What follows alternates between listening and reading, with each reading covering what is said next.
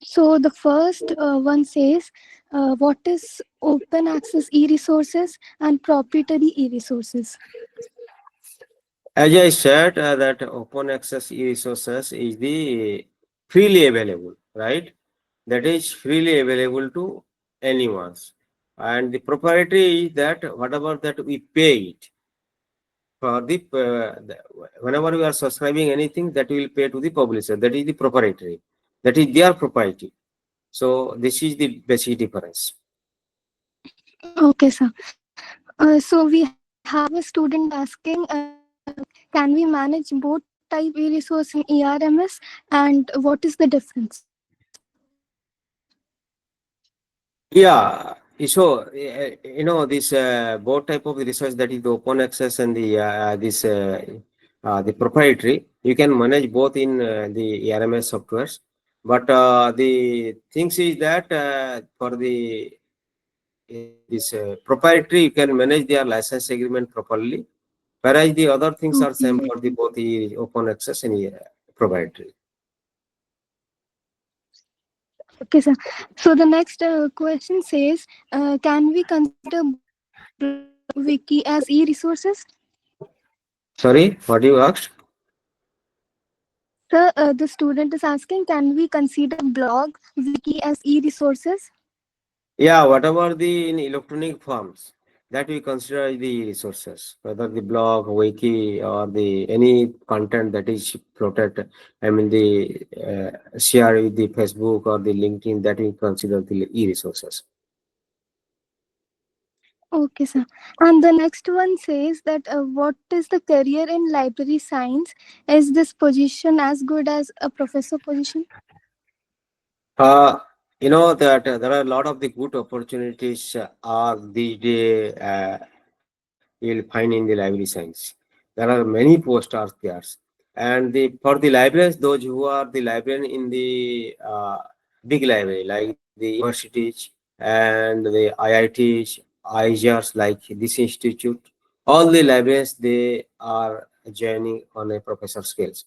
There are different type of the positions in the libraries, like the deputy librarian, assistant librarian, professional assistant, that are on the different scales. For the deputy librarian, that is like the associate professors, and the assistant librarian like the assistant professors, assistant librarians. So the positions are very the opportunity are very good in the library science. If will choose, it will be really benefited, and not only the library will the only area that will work. If you study in the library science, you can work in the different sector also, corporate sector, different industry also, different publishers also, where you will where will be gonna get chance to visit the abroad. Many of the my friends, they those who are working in the with the corporate sector like the publishers company, they are every 6 months, half yearly they are visiting abroad to doing their works. Okay, thank you, sir, for sharing a thoughtful vision. And we are glad that we are getting to learn so much from you. And one more, we have this question from a student that does open access e-resources is useful for the UG students? Yes, I shown you that in this, the NPTEL site and the NDLI site. All these e-resources that is categorized under the undergraduate students that you can use in your undergraduate course. You just create a ID, as I told all my students. You just create a ID with the NDLI and access. Go to the undergraduate the link and access all the related resources that are useful to you. Okay, sir. So now we are done with all the questions. Thank you so much for your guidance, and I'm sure that this will help and will be very beneficial for all the students present here. Thank you, Now, Namnita. thank you, sir.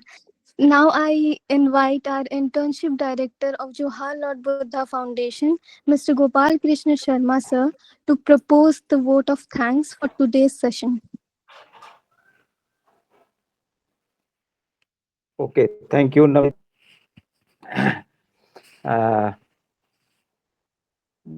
Now I have the privilege to thank our today's uh, lecturer, Dr. Nihar K. Patra,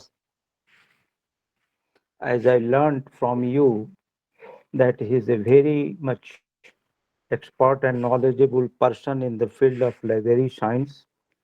His educational qualification as well as the papers published, and just knew that he has published two books on ERM also.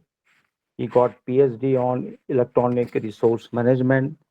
So, having all these things in mind, I'm sure that he is a very eligible person, very right person uh, today to deliver this very informative and structured lecture on ERM.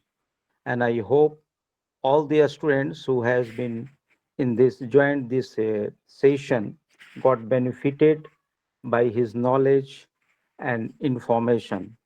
He discussed each and every part of the ERM, right from what is e-resources, what is proprietary and open access systems, how they are procured, how they are shared, evaluated, and what are the different search engine also, like Google or deep web or dark web, what are the license agreement made by the publishers, and many other things about the ERM system. I think the students on this topic will be benefited in a very right way and very useful way. And not only that, Mr. Patra has answered all the questions put by the students in a very simple way and very uh, easy way. And so I hope all students got benefited. I, on behalf of the Lord Buddha Foundation organization, thank Mr. Patra for this very good lectures given to us. Thanks, sir. Thank you very much.